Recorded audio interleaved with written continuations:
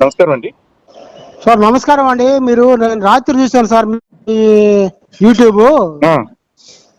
యేసు ప్రభుకు ముగ్గురు భార్యలు ఉండారని చెప్పన్నారు. ఎలా అన్నారు మీరు? ఏమండి పెళ్లి చేసుకున్నారని చెప్పి ఇన్ఫర్మేషన్ వచ్చింది. ఎవరు చెప్పారు ఇన్ఫర్మేషన్? అతను మార్మన్ చర్చ్ తెలుసు కదా మీకు? ఆ మార్మన్ చర్చ్ వాళ్ళు చెప్పారండి. అసలు వాళ్ళకి బుద్ధి ఉందా మాట చెప్పడానికి? తెలీదండి. ఒకసారి మీరు మాట్లాడపోయారా? నాకు ఒక నెంబర్ ఇస్తారా అండి? అంటే బ్రిటన్ లో ఉంటాడు. ఎప్పుడో ఒక 30 ఏళ్ల క్రితం చచ్చిపోయాడు. మరి నెంబర్ ఉంటుందో లేదో తెలియదు. అసలు బ్రిటన్ కి యేసు ప్రభుకి సంబంధం ఏంది? యెరూషలేం పట్టణము, జెరూషలేం అనేది అది ఒక సిటిజన్, ఒక కంట్రీ అది. ఆహా, మరి యేసుకిను ఇండియాకి ఏంటి సంబంధం? హలో హలో నాయన, గుడ్ మార్నింగ్ నాయన. నేను పాస్టర్ గారిని. హలో గుడ్ మార్నింగ్ నాయన, చెప్పండి. నాయన, రామతత్వంలో శివతత్వంలో ఓం నమ శివాయ, జీసస్ గాడ్ దే, ఈందే ఓం నమ శివాయ అంటే నాయన. తత్వంలో కరాటే తత్వంలో అన్ని ఉన్నాయన్నమాట. అన్ని కాదు, అన్ని అనకూడదు నాయన. స్తోత్రం అనే పదము, స్తూ అనేది నువ్వు వాడేది కూడా తారీఖులు జీసస్. Okay okay. మరి మూత్రం అనే పదం ఎలా వచ్చింది స్వామి? ఏనాయన మూత్రం అనే మూత్రం స్తోత్రం అంటే ఎలా వచ్చిందో చెప్పారు. మరి మూత్రం అనే పదం ఎలా వచ్చింది? స్తోత్రం ఉంది కానీ మూత్రం అని లేదు కదా నాయన. మూత్రం అనే పదం ఉంది కదా, అది ఎట్ట వచ్చింది? మూత్రం అనేది లేదు. ఆత్రం నాయన, ఆత్రం ఉందా? ఆత్రం లేదు. ఆత్రం చెప్పండి నాయన. ఆత్రం అనే పదం ఉందా, అది ఎట్టొచ్చింది? ఏ దాంట్లో వచ్చింది అది? ఇక్కడేం లేదు, మనం పలికే మాటల్లోనే స్తోత్రం అంటున్నాం నాయన. మేము పలికే మాటల్లో మూత్రం, ఆత్రం, గాత్రం, సూత్రం ఇట్లా చాలా అంటాం. ఉన్నాయి. మంచిది. ఒక నిమిషం నాయన. అవి ఎట్టా వచ్చినాయి చెప్పండి, తర్వాత సూత్రానికి వెళ్దాం, స్తోత్రానికి వెళ్దాం. చెప్పింది నాయన. చెప్పండి నాయన. ఆత్రం నువ్వు చెప్పండి, ఇప్పుడు చెప్పండి. అంటే ఇప్పుడు ఆత్రం అన్నారు అనుకోండి, 2 పదాలు కలిపి రమ్మని చెప్పేసి 2 బూతే అవ్వచ్చు. అట్లాగే స్తోత్రానికి కూడా ఏదన్నా ఉందా? ఒక్క నిమిషం అదో నాయన. మీరు ఆత్రం అనేది ఆత్మని దేవుడి అర్థం. దేవుడు ఆత్మని అర్థం. ఆత్రం అంటేనా? ఆత్రం అంటే ఆత్మని అర్థం, దేవుడికి రూపం ఉంది. ఓకే. ఆత్రం అంటే కొత్త అర్థం ఇప్పుడు దాకా నాకు తెలియలేదండి, బలి చెప్పారు మీరు. అట్లాగే మూత్రానికి కూడా ఒక అర్థం చెప్పండి ఏదో ఒకటి.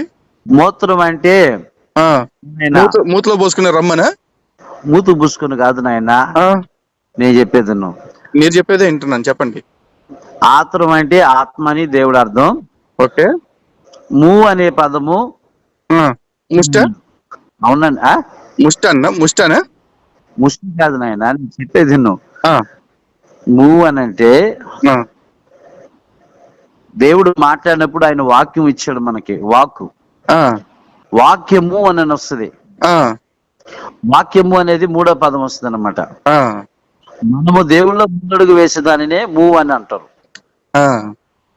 అని స్టార్టింగ్ లో చూసి ఏదో అనుకున్నా కానీ ఇప్పుడు మీ మాటలు ఏంటంటే మీ తెలివితేటలన్నీ తీసి మడిసి ముడ్లో పెట్టుకొని అనాలనిపించింది, కానీ పెద్దోళ్ళలాగా ఉన్నారు కదా, అందుకే అనట్లేదు. మీరు చాలా మిమ్మల్ని భ్రమపరుస్తుంది ఆయన ఆత్మ. నన్ను ఏం పరుస్తుంది?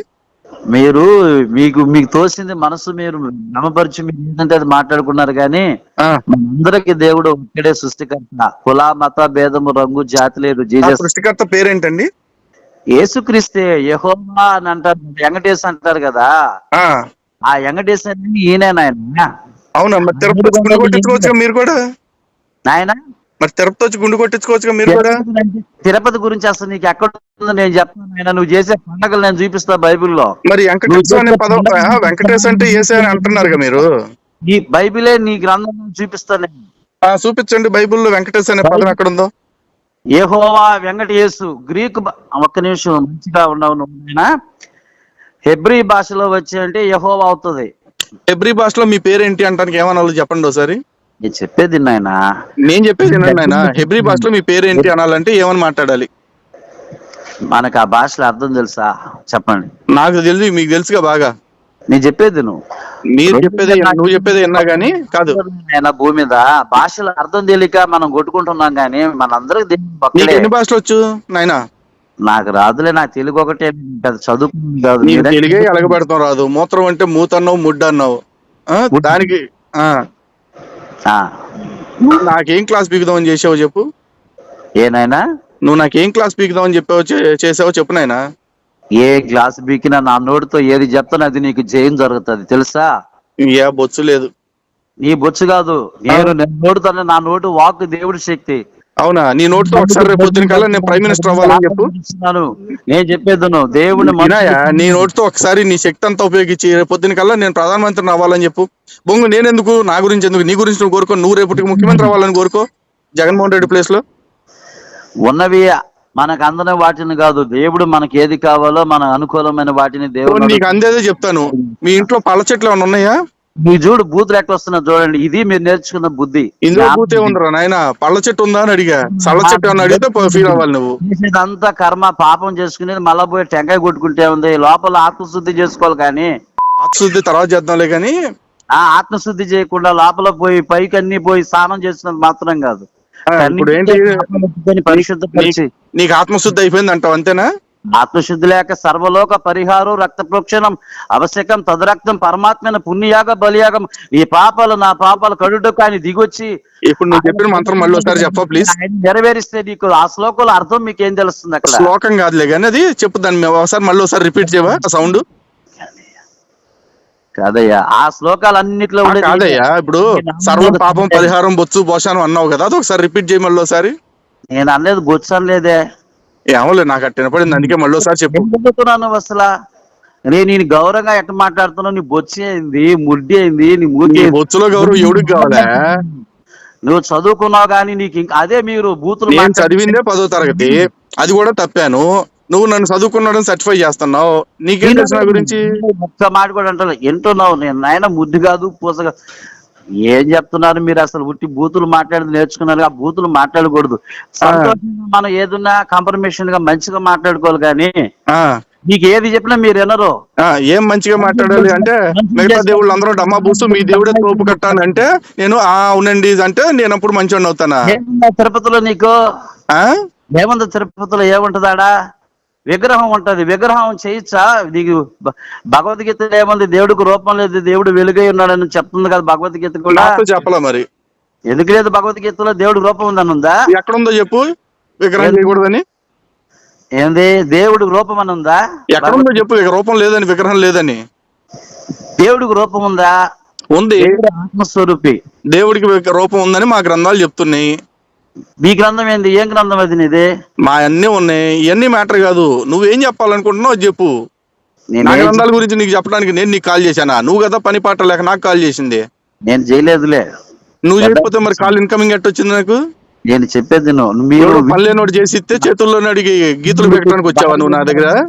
విష్ణు ఈశ్వరుడు భార్యలు ఉన్నాయి. ఆ విష్ణు ఈశ్వరుడు భార్య దేవుడికి రూపమే లేనప్పుడు దేవుడు. అదే ఇందాకేదో సర్వం పాపం పరిహారం బొచ్చు బొంగు అన్నావు కదా, అది ఒకసారి చెప్పు మళ్ళీ అంటున్నాను. మర్చిపోయావు అప్పుడే? అవును, ఆయన రక్తం సిందిస్తేనే మన రక్తంలో పాపం ఉంది. దాన్నే చదువు ఎక్కడ నుంచి? దాన్ని ఒకసారి చెప్పు మళ్ళీ. అయ్యా దాన్ని మళ్ళీ ఒకసారి చెప్పు అంటున్నా. సర్వలోక పరిహారం రక్తప్రోక్షణం అవశ్యకం తదరక్తం పరమాత్మైన పుణ్యయాగ బలియాగం. నీ పాడి నీ పచ్చుకోడు అది మంత్రం నేను చెప్తా ఇను. సర్వపాప పరిహారార్థం రక్త ప్రోక్షణం అవశ్యకం తద్రక్తం పరమాత్మైన పుణ్యదాన బలియాగం. నీకు నువ్వు పట్టిన మంత్రం కూడా తిరిగి చెప్పడం చేత అవ్వదు. నువ్వు నా క్లాస్ పెట్టడానికి ఫోన్ చేసావు. మీరు ఏదేదో చెప్తే అట్లాగా. రక్తం చిందించింది ఎవరు? రక్త సింధూరం. ఎవడాడు చిందించింది? పాసుగాల పూసుగాల కాదు. ఇది ఎక్కడ ఉందో చెప్పు. నువ్వు చెప్పిన శ్లోకమో మంత్రమో నువ్వు ఏదైతే అనుకుంటున్నావా? సౌండ్ ఎక్కడ ఉందో చెప్పు. నువ్వు యేసు ప్రభు నమ్ముకునే సమయం దగ్గర పడింది. నేను మారుస్తాడు. నువ్వు ఇంకో రోజు సాక్షిగా నేను ఆ దరిద్రాన్ని నమ్మే వదిలేసుకున్నా. నువ్వేం లేదు, నువ్వే ఒక రోజు చెప్తావు. ఏమని? నేను కూడా యేసు ప్రభు అంటే ఈయన కూడా తిట్టినోడినే. నేను కూడా గుడులు గోపురాలు తిట్టినోడినే. నేను అట్టగే నా గురించి చాలా మంది చెప్పారు. నువ్వు ఎప్పటికప్పుడు యేసు దగ్గర మోకాలు దండేస్తావని. నేను అన్నోళ్ళతోనే మోకాలు దండ ఇప్పించాను నా దగ్గర. క్రైస్తవులు ఎక్కువైపోయారు, హిందువులు ఎక్కువ ఉన్నారు. చూస్తున్నారు ఒకసారి. ఎందుకు అయ్యారు? ఇదే మాట చెప్పి మరి మైనార్టీ స్టేటస్ తీసేసుకోవచ్చు. మేము మైనార్టీలు అని చెప్పేసి మాయదారు మాటలు ఎందుకు? మళ్ళీ మాయదారు మాట కాదు. రేపు పరలోక రాజ్యానికి మీరు వచ్చేదానికి యేసు రక్షణ సువార్త ప్రకటిస్తున్నారు నాయన. తమ్ముడు, ఎక్కువ ఉన్న వాళ్ళు అందరూ గొప్ప వాళ్ళు అయిపోతే మా ఊళ్ళో పందులు ఎక్కువ ఉన్నాయి మనుషుల కంటే. పందులు గొప్ప అంటావా నాయన? నేను ఒకటి చెప్పేది, నువ్వు యేసయ్య ఇప్పుడు దాకా 30 చెప్పి మళ్ళీ ఒకటి చెప్తాయి నేను ఏమంటున్నావు నీ సోది. అసలు హలో, అది కరెక్ట్ భాష కాదు కానీ కరెక్ట్ గా బాగా మాట్లాడుతూ నేర్చుకోండి. ఏ భాషలో మాట్లాడను? ఇంగ్లీషా, హిందీయా, తెలుగా, తమిళ, మలయాళమా, కర్ణాటక, కన్నడనా? సారు బూతులు మాట్లాడతాం కరెక్ట్ కాదు. మామూలుగా మాట్లాడండి, రెస్పెక్ట్ గా ఉంటది. మీరు మంచి తమ్ముడు ఒక మాట చెప్తానండి, మెంగ నీ మెంగ నీ మెంగ అంటే బూతులు అవుతాయి. ఇవన్నీ ఇప్పుడు దాకా నేను మాట్లాడిన బూతులు కాదు. ఆ మాటలు మాట్లాడేదాకా తేవద్దు. సార్ మీరు అటు చెప్పే లెక్క మీది కరెక్ట్, మేము చెప్పే లెక్క మాది కరెక్ట్, ఇంక వదిలేసి. మరి ఆ మాత్రం నాకు ఫోన్ ఎందుకు చేసావు? మరి చేయటం కాదు, నువ్వు రాత్రి యేసు ప్రభుకి దేవుడికి వెళ్ళాలని నాకు బాధేసింది. బాధేసిందా? పెళ్లికి భోజనానికి పిలవలేదానే ఏంటి? పెళ్లికి భోజనానికి మిమ్మల్ని పిలవలేదా? పెళ్లికి భోజనానికి నిన్ను పిలుచుంటుంది. నేను వెళ్ళొచ్చా, అదే చెప్తున్నా. 3 పెళ్లిళ్ళకి భోజనాలకి వెళ్ళొచ్చా నేను. మాట్లాడదాన్ని రీజనబుల్ ఉండాలి. రీజనబుల్ గా ఉండాలా? బేరం చేస్తున్నాను, కూరగాయల బేరం. అది కాదు, మీరు మాట్లాడేది కరెక్ట్ అనిపిస్తుందేమో, మీకు అది కరెక్ట్ కాదు. నీకు కరెక్ట్ కాదనిపిస్తుందేమో కానీ కరెక్ట్ అదే. రాబోయే రోజుల్లో ఖచ్చితంగా నువ్వు యేసు ప్రభుని నమ్ముకుంటావు. పదాలు కరెక్ట్ గా పలక. యేసు ప్రభు కాదు, యేసు ప్రభు. యేసు ప్రభు నేను చెప్పేది. అవునా? సరేలే, సౌండ్ బాగాలేదు నీది, ఫోను సరిగ్గా వినపడలా. ఓకే, వదిలేసి. నేను వదిలేసా, నువ్వే పట్టుకుని కూర్చున్నావు. పెట్టే మరి. అదే సార్, సరే సార్. సార్ పెట్టేయి.